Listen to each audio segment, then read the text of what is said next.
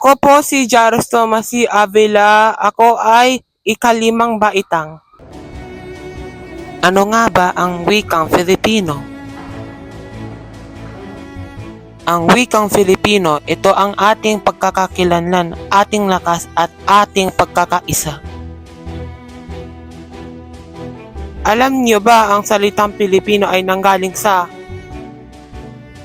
wikang Tagalog na siyang napiling batayan ng wikang pambansa.